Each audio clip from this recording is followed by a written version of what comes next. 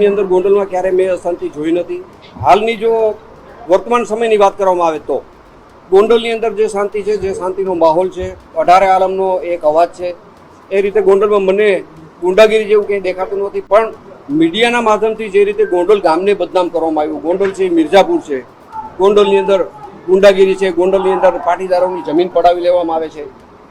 એક પણ પાટીદારની જમીન જો મેં કે મારા પરિવારે પડાવી લીધી હોય, મેં કે મારા પરિવારે, તો આ તમારી સામે બેસીને ઊભો થાવ ત્યારે મારું જાહેર જીવન છોડી દેવાની મારી તૈયારી છે.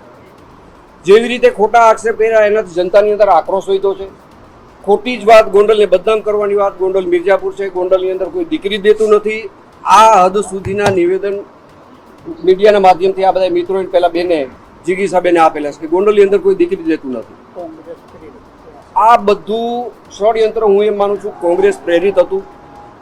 આ રેલી દરમિયાન મને જાણવા મળ્યું કે ગોંડલમાં કોઈ દિનેશભાઈ પાથર છે, એને અમારા બેનર જે લાગેલા હતા એ બેનરને તોડવાની કોશિશ કરી. અમુક બેનરો એને તોડ્યા. આનાથી જનાક્રોશ વધ્યો અને ગોંડલની સ્વયંભૂ જનતા બહાર નીકળીને ગોંડલને બદનામ કરવાવાળા જે લોકો બહારથી આવેલા હતા એને જાકારો આપવા માટે તમામ જનતા, તમામ સમાજ, ખાસ કરીને લેવા પટેલ સમાજ મોખરે રહ્યો છે કે અમારા ગામની અંદર શાંતિ છે, અમારી શાંતિ હળવા માટે કોઈ પ્રયત્ન કરે નહીં.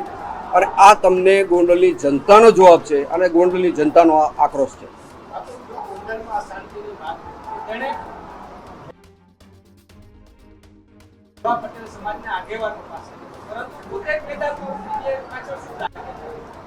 ગોંડલની અંદર જો પાટીદાર સમાજની વાત કરે તો ગોંડલનો પાટીદાર સમાજ કોણ છે એની વ્યાખ્યા પહેલા આ બહારથી આવેલા લોકોને સમજવી પડશે.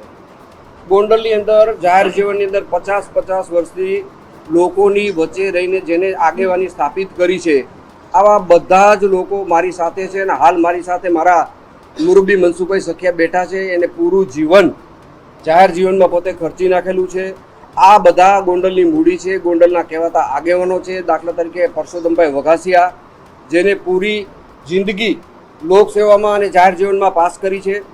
એવી રીતે મગનભાઈ ગોણિયા, જે મારા પિતાશ્રીની ઉંમરના છે, એ બધા ગોંડલના કરતા હરતા ગોંડલ પાટીદાર સમાજના કહેવાતા આગેવાનો છે. આ બહારથી બની બેઠેલા કોઈ આગેવાનો ગોંડલ પાટીદાર સમાજના આગેવાનો નથી. ગણેશભાઈનું નામ એક ચેનલોમાં એ રીતે હાલ્યું છે કે ગણેશભાઈ એટલે ગુંડાગીરી, ગણેશભાઈ એટલે ગોંડલ.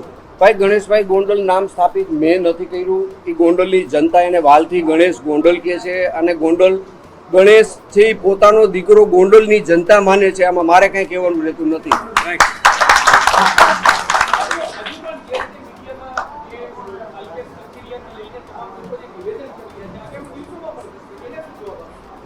એનો જવાબ હું એમ માનું છું મિત્ર કે જે રીતે ગોંડલની જનતાએ જવાબ આપી દીધો છે, આનાથી મોટો મારો અવાજ નથી. ગોંડલની જનતાનો અવાજ છે મારા માટે સર્વોપરી છે.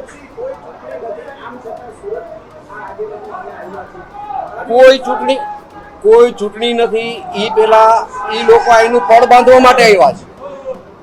ક્યાંય પાટીદાર સમાજ મોટી સંખ્યામાં છે, પાટીદારોને ઉશ્કેરવાથી અમને ફાયદો થશે, અમારું રાજકારણ અહીંથી બનશે. પણ આ પાટીદાર આંદોલન વખતે જે નાપાસ થયેલા છે, પાસ તરીકે નાપાસ જે થયેલા છે, એ લોકો ગોંડલનું વાતાવરણ બગાડી રહ્યા છે.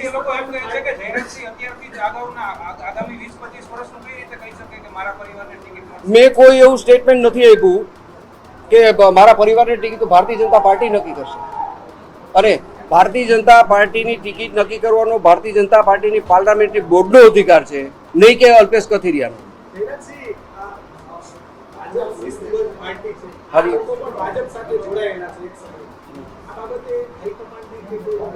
હું જરૂર હાઈકમાન્ડને ફરિયાદ કરીશ કે ગોંડલની અંદર ભાજપનો ખેસ પહેરેલો છે, ભાજપની અંદર જોડાયેલા છે અને ગોંડલની અંદર પાર્ટીનું વાતાવરણ બગાડે છે. હું ફરિયાદ પાર્ટીની અંદર કરવાનો છું. મને ખબર નથી. એ તો પ્રજાનો આક્રોશ હતો. ભાગી જવું પડે. પ્રજાથી મોટું લોકશાહીની અંદર કોઈ છે નહીં.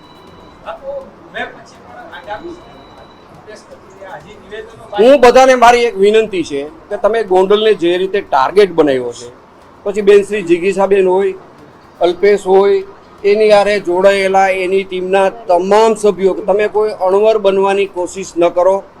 તમે આજે નહીં તો કાલે ગોંડલની અંદર ચૂંટણી આવવાની છે, એમાં તમે વરરાજા બનીને આવી જાઓ અને ગોંડલ જનતા તમને જવાબ દેશે.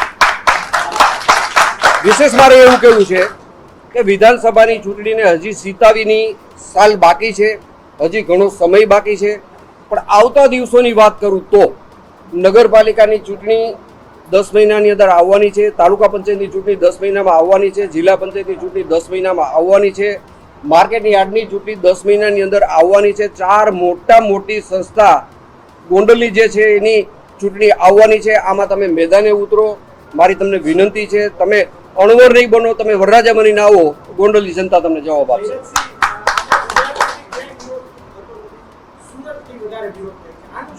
મને એ ખબર નથી પડતી. આમાં એક ભીખુદાનભાઈ ગઢવીનું મને કહેવત યાદ આવે છે કે એક મજાકની વાત છે. એક ભાઈ દવાખાને જાય છે, એની આંગળી દુખે છે. એ આંગળી એના બધા શરીરે અડાડે છે, અહીંયા અડાડે છે, અહીંયા અડાડે છે, અહીંયા અડાડે છે. ડૉક્ટર પાસે જાય છે. ડૉક્ટરને એવું કહે છે કે સાહેબ મને આખું શરીર દુખે છે. કે તમને શું અડવાથી શરીર દુખે છે? કે આંગળી હું આમ અડાડું છું ને મારા શરીરે, એટલે મને ત્યાં દુખે છે. તમારે આંગળી બતાવો. હકીકતે એની આંગળી પાકેલી હતી, એનું શરીર આખું પાકેલું નહોતું. આ બધા જાતિવાદી લોકો છે. જ્ઞાતિ જાતિ ભડકાવીને અહીંયા પોતાનું રાજકીય એક સ્ટેન્ડ બનાવવું છે, એના માટેના એના પ્રયત્નો નિષ્ફળ બન્યા છે. ગોંડલની જનતાએ જાકારો બિલકુલ આપ્યો છે. મેં તો સવારથી મારું ઘર છોડ્યું નથી, પણ મને જનતાનો આક્રોશ મારા ઘરે બેઠા બેઠા જોવા મળ્યો છે. એને ગોંડલે ઉશ્કેરવું છે, ગોંડલે બદનામ કરવું છે. એનું પરિણામ એવું આવ્યું છે કે જનતા ઉશ્કેરાઈ ગઈ. એને ઉશ્કેરવો છે મને. મારો એવો સમય નથી. જનતા મારી સાથે છે અને જનતા ઉશ્કેરાઈ ગઈ છે અને જનતાએ એમનો જવાબ આપેલો છે.